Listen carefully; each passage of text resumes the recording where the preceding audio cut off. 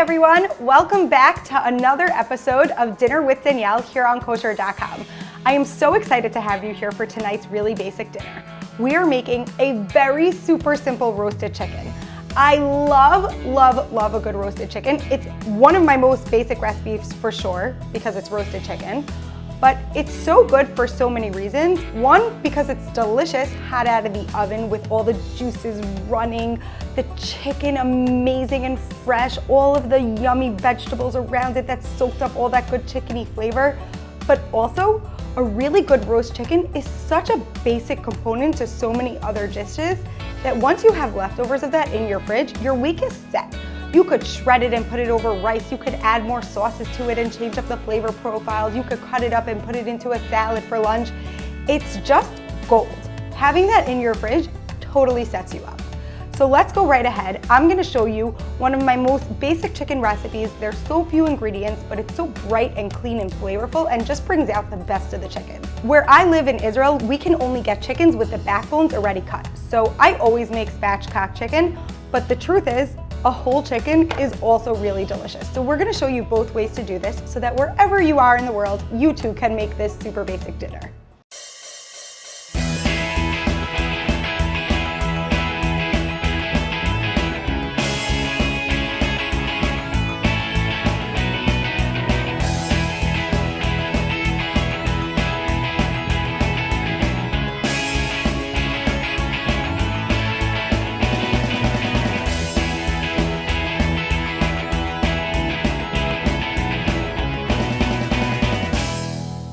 The first thing you want to do is prepare your chickens. So you're going to take them out of whatever packaging they come in, rinse them off, and then pat them really dry.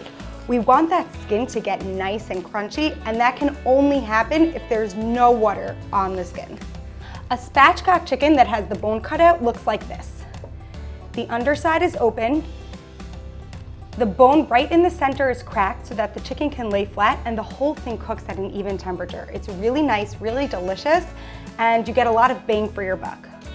A whole chicken. A whole chicken is very close to my heart because it just keeps the juices nice and runny. If you want to take this up one gourmet notch, you can get butcher's twine and tie these legs together, and that will give you a little bit more of an even cook. But truthfully, it's dinner, I never do that. We just cannot work that hard for dinners. Okay, so what we're gonna do before we start is we're just gonna take our finger and we're gonna loosen the skin in between the flesh and the under layer of the skin because we're gonna stick the marinade in there. That's right, we're not just coating the outside of the chicken, we want the actual flesh of the chicken to be flavored. We want that juiciness everywhere. Now that your chickens are prepared, it's time to make the marinade. This marinade is super simple. Everything goes into one food processor, blend it up, you're done. 8 garlic cloves, right in. A whole bunch of parsley, any tough stems removed, but any of the tiny little skinny ones, totally fine. Lemons, our key components. Before we juice them, we're just gonna get all that zest in there because the natural oils that live in the zest are so good and so flavorful. We don't want to waste any of that. Tip for you guys. So many people use a lemon and zest back and forth like this, but then you can't see when you're getting to the pith, and that pith is bitter. You don't want that pith inside of your marinade. So what do?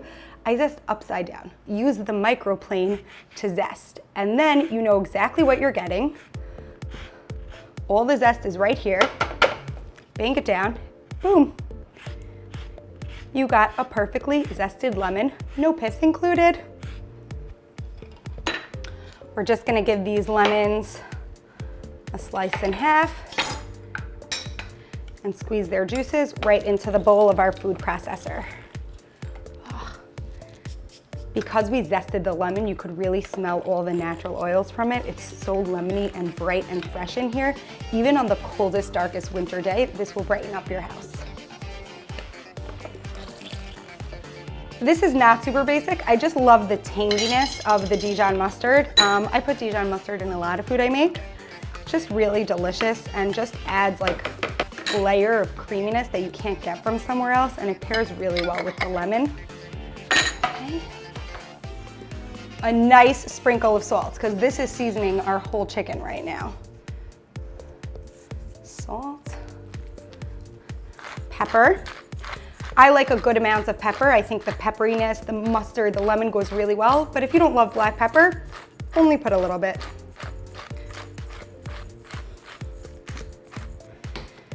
Okay, we're gonna get the cover on. And with the food processor running, we're gonna slowly drizzle in olive oil.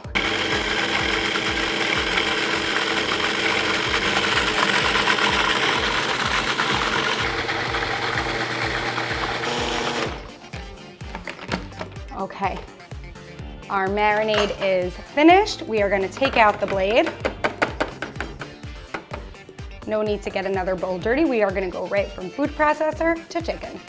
Now, if you're using a whole chicken, you're gonna wanna take your lemon halves that you squeezed, and you're gonna wanna stick them right into the bird. First of all, this will help keep it up and nice and give it a really good shape, but also it will totally season the inside, make it really, really yummy. The other 2 lemon halves, if you're making a spatchcock chicken, you're just gonna lay them out. They're gonna get nice and roasted and delicious. All of the extra juices in there will come out, and when it comes out of the oven, you squeeze it on top. So yum. Okay, now we are gonna get this marinade all over our chicken. For the spatchcock chicken, it's really important to season both sides. So we're gonna get it on the first side. Again, make sure it gets underneath that skin. We really want marinade everywhere. We want all of our chicken to be flavorful and delicious. And then we're gonna flip it over. There we go.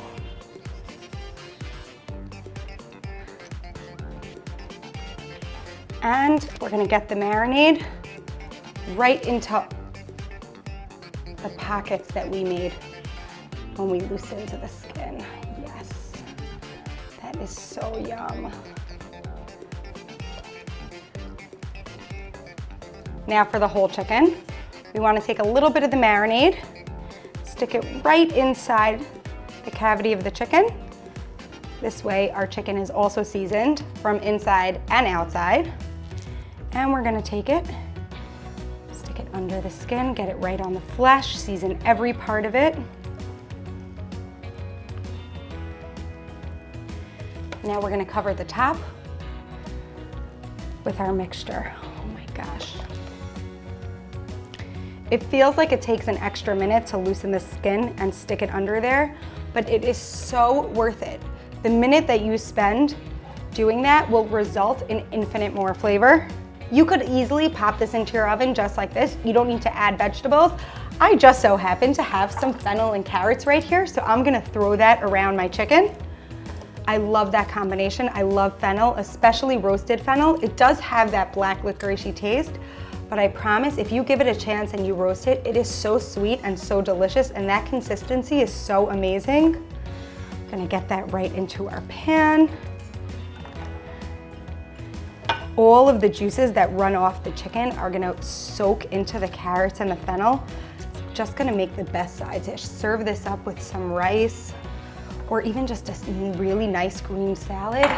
You don't even need to dress the salad because all of this is gonna be so juicy and have so much flavor. Yum. Get our carrots in here.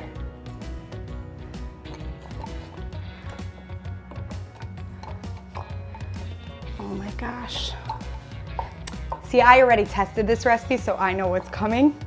So I just can't stop salivating. I'm so excited. Yum. Season up our vegetables with just a little bit of salt and pepper.